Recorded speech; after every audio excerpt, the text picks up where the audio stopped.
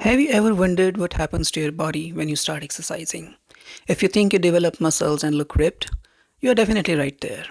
Technically, there is also one of the changes, but here I'm talking about another significant change. A change that helps you to increase your maximal oxygen uptake, or in other words, your VO2 max. Also, it is important to understand that significant change I'm talking about comes with multiple changes. Some changes occur within short period and some need long-term exercises. This is what we are going to discuss in this episode. So grab a drink, stay with me for next 10 minutes because today I will share some of the major highlights from the research done by many researchers on this subject. If you want to read those research papers in depth, I will leave the link in the description, or you can make your life simpler by watching this video. So without further ado, let's dive right in. But wait, before we do that, we need to develop a basic knowledge of blood. We all know blood is a fluid that flows in our bodies and supplies all critical substances, nutrients, and oxygen. It also transports the waste products away from the same cells. To understand the research I'm talking about, it is important to understand the composition of the blood. So, what is the composition of the blood? Let's take a look.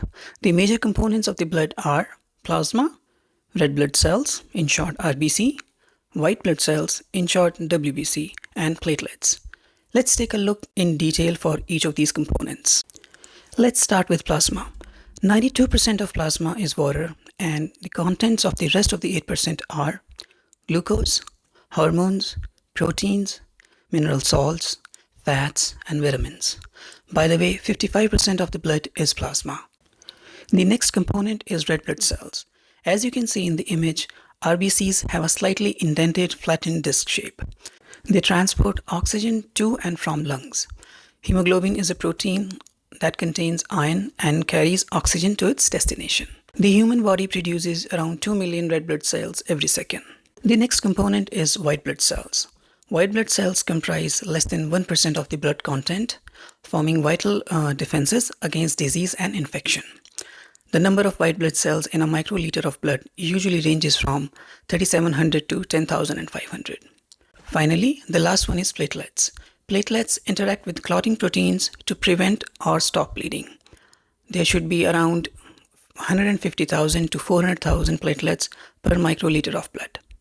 Bone marrow produces red blood cells, white blood cells, and platelets, and they all enter bloodstream from there. Plasma is mostly water which is absorbed from ingested food and fluid by intestines. When you start exercising, the first change your body sees is the expansion of blood plasma volume. This happens within just few hours of exercising and can be maintained at an elevated level by regular exercise. After a few weeks of training, the volume of red blood cells and total oxygen carrying capacity of blood increases. In short, the blood volume in your body increases just a few weeks of training.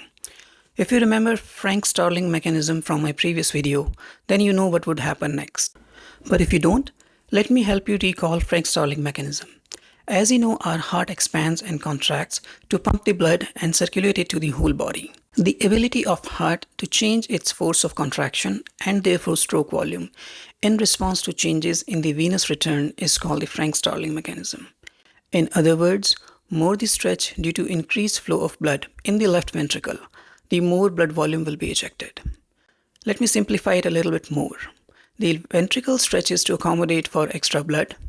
This happens in any normal ventricle. When the blood volume is increased in the body, the left ventricle fills with the same increased blood, leading to an increase in end diastolic volume. If the ventricle now contracts at this increased preload, the stroke volume is increased, which is defined as end diastolic minus end systolic volume. To summarize, the increased blood volume results in higher end diastolic volume and stroke volume. But if you keep exercising for months, then there is a possibility of few other key changes in your heart, which are: first one is cardiac eccentric hypertrophy. This is the change in the shape of the heart structure. It occurs when you train for high number of hours per day, like a pro athlete. Second one is enhanced ventricular compliance. It reflects the elasticity of ventricle to fill and eject the blood. Thirdly, reduced afterload. Afterload is the resistance blood faces while exiting the ventricle, and that is reduced with long-term exercising.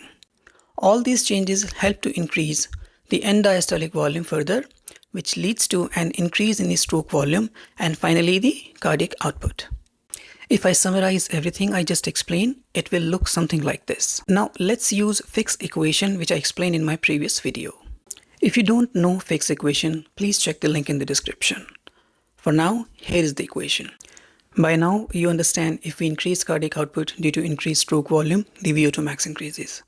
Research shows there is a little room for increase in arteriovenous oxygen difference by exercising. Therefore, most of the VO2 max gains are made by increasing the stroke volume. So, this is what happens when you exercise regularly. Exercise helps you to increase your VO2 max by increasing the blood volume. The increase in the VO2 max improves the quality of your life. I hope you found this video lesson valuable. If you have any questions or comments, drop them below. I will answer all of them as soon as I can. Thank you for watching this video. If you enjoyed it, please hit the like button. And if you're curious about the next video, subscribe it to my channel so you will get all the updates. Until next time, stay healthy, stay fit. This is T signing off.